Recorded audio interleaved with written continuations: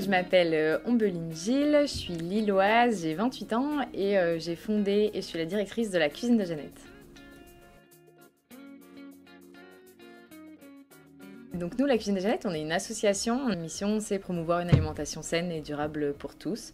Et pour ça, on a une activité de conserverie. On fait des confitures anti-gaspi.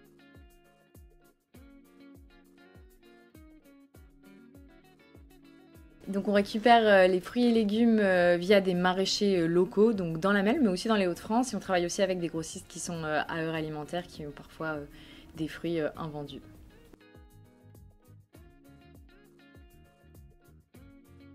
En fait, le processus pour faire une confiture, peu importe le fruit, il est toujours le même, donc c'est assez simple. Par contre, on a beaucoup de références parce qu'on s'adapte en fonction de ce qu'on récupère.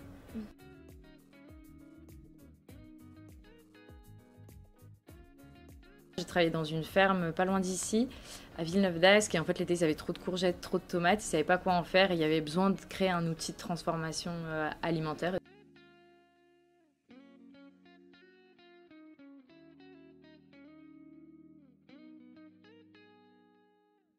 C'est assez récent, l'asso elle est créée officiellement depuis 2022, après je travaille dessus depuis janvier 2021 à fond.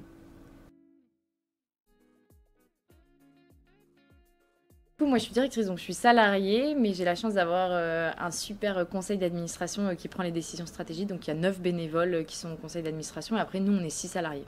Et 6, il y a 4 personnes en situation de handicap.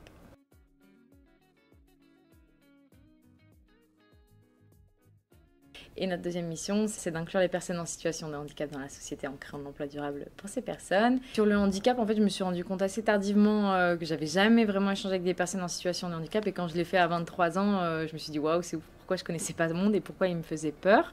Et donc, comme j'adorais être avec des personnes en situation de handicap, je me suis dit j'ai envie de travailler dans ça et pourquoi pas créer un projet autour de ça.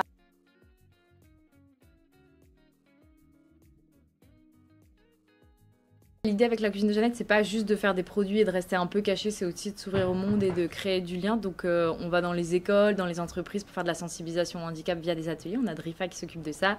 Et on organise 6 dîners à l'aveugle dans l'année où on a 40 à 50 convives. Donc on leur bande les yeux et ils dégustent un repas à l'aveugle avec des personnes non-voyantes ou malvoyantes pour partager leur repas.